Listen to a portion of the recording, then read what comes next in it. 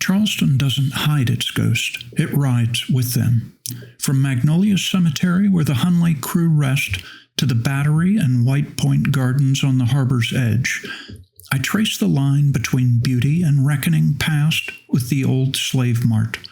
Then to St. Philip's Church, still rising, still rebuilt. And I finish at the Waterfront Park, where the city finally exhales. This isn't the Charleston on Postcards, it's the one that remembers.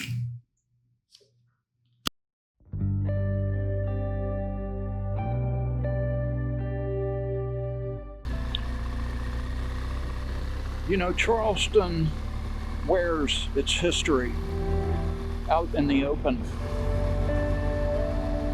Some cities hide their ghost, but not Charleston. I've come to ride through the real one, not the postcard version, the people that remember war and water, and the people who tried to make sense of both. I'm here today at Magnolia Cemetery, a place that was opened in 1850 with a legendary design.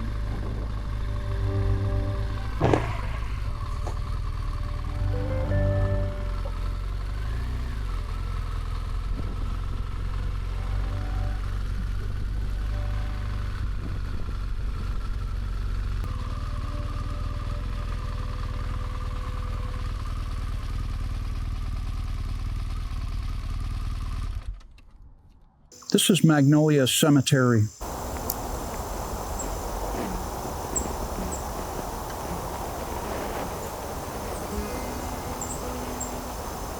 A place where Charleston's history begins and refuses to end.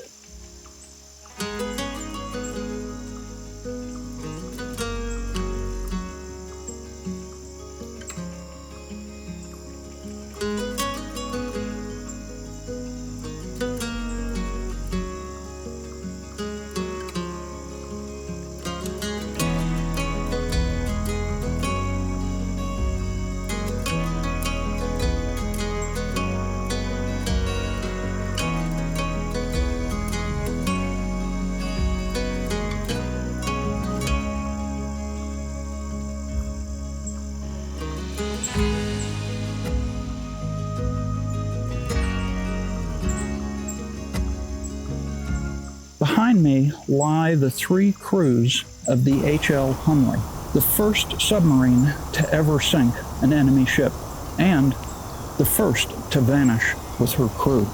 They were buried 3 times. First, when the ship was lost, then when they found them, and then for the 3rd time, they brought all the 3 crews together in this one place. Their story is part science, part superstition, a reminder that not all Charleston's ghosts are born of tragedy. Some are born of curiosity.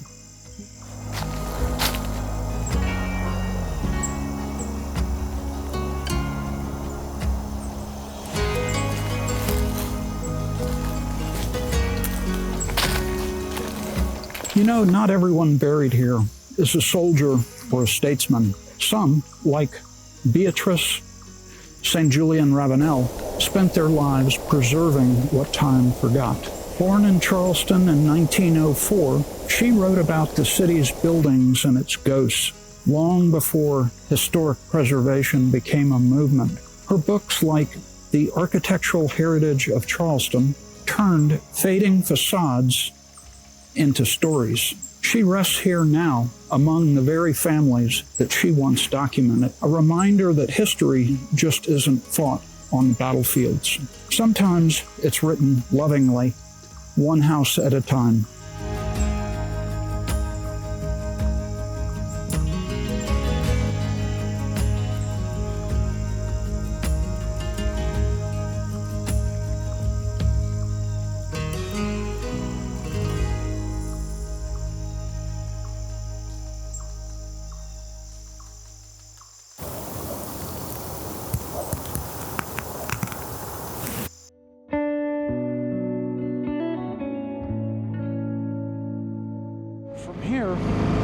past feels peaceful, almost gentle.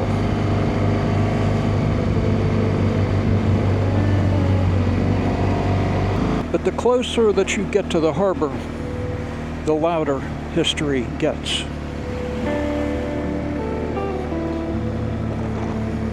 This was Charleston's front line during the Civil War. Out in the harbor, you can see Castle Pinckney. Off in the distance, Fort Sumter. Over on the Isle of Palms side, Fort Moultrie. This whole area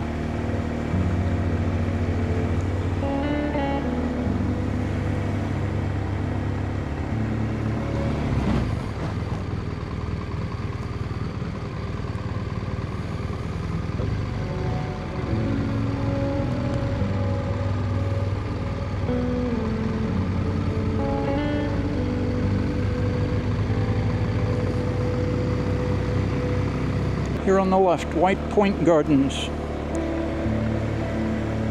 So named because it was formed out of mounds of oyster shells, and from a distance it had a prominent white tint.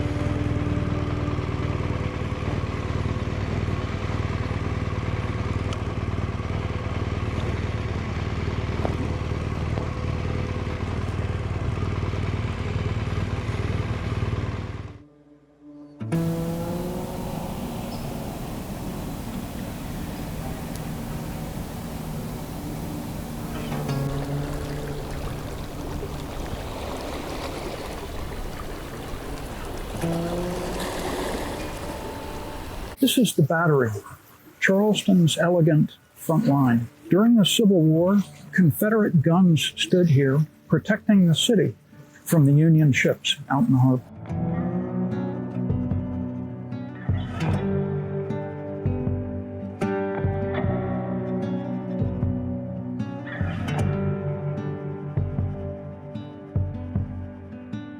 Today, it's Charleston's most photographed mile. It's the part of the city they want you to remember. But beauty and conflict live side by side here.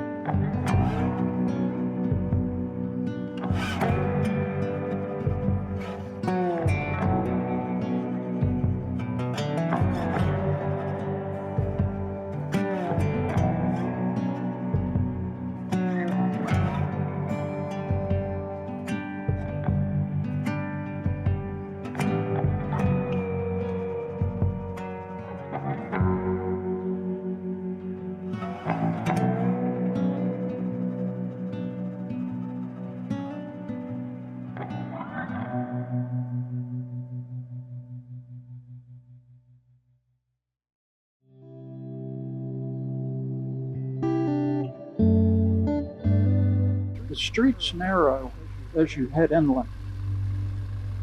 The cobblestones tell their own story. Charleston doesn't hide its beauty. It just weaves it into patterns.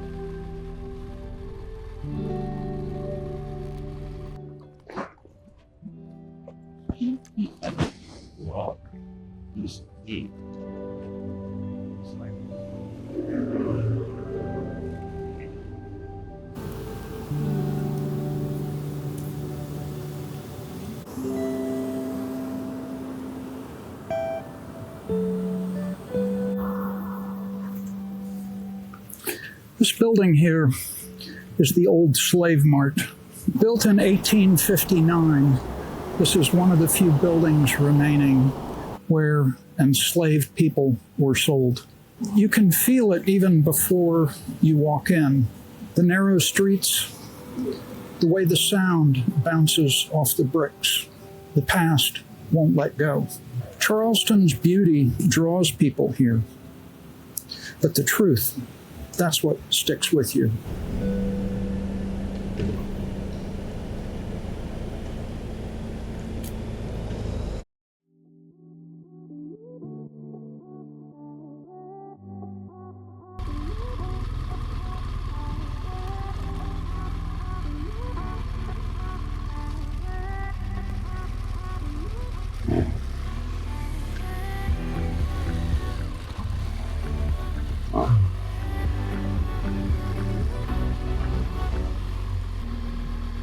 Not far from here, another sound carries through the city. It's the sound of the church bells of St. Philip. On the left is the French Huguenot Church.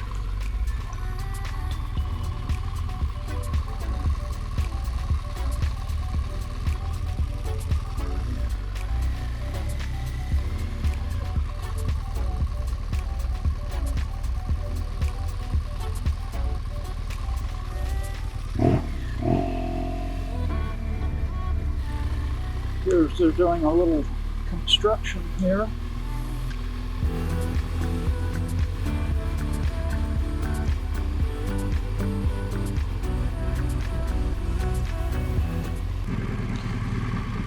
So it appears this is the closest I'm going to be able to get to beautiful St. Philip's Church. It looks like it's going through some renovations at the moment. St. Philip's has been burned, rebuilt, and battered by hurricanes over the years. Charleston has been through the same. Faith here isn't always just about religion. Sometimes it's the faith that what has been lost can be rebuilt.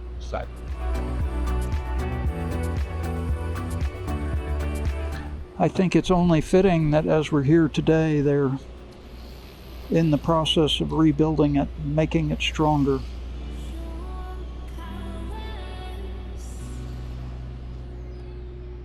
It's really a great relic that's been saved over time.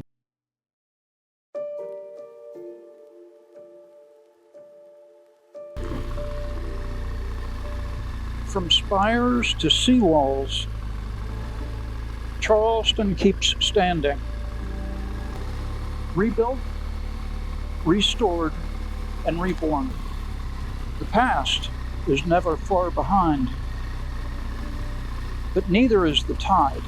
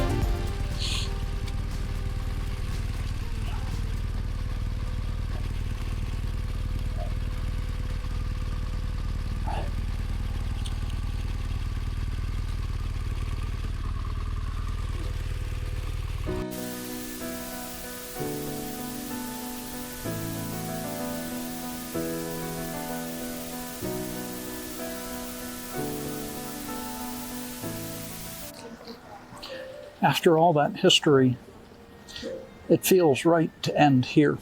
Waterfront Park opened in the 1990s, modern, open, and full of life. The pineapple fountain has become Charleston's symbol of welcome.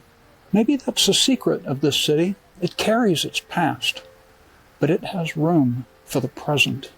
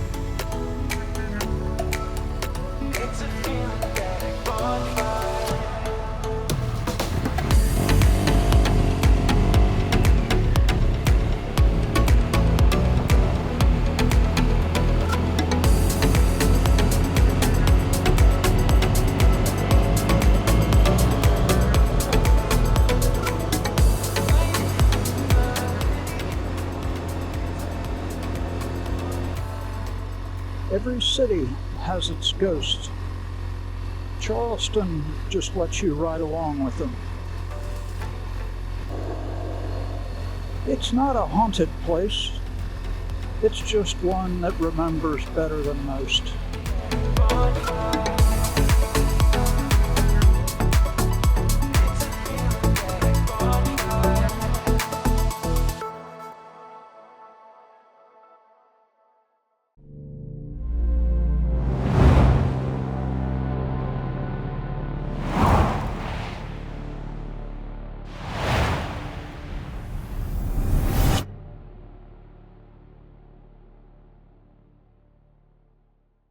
A flame, I carve my path, no fear, no shame. With every mile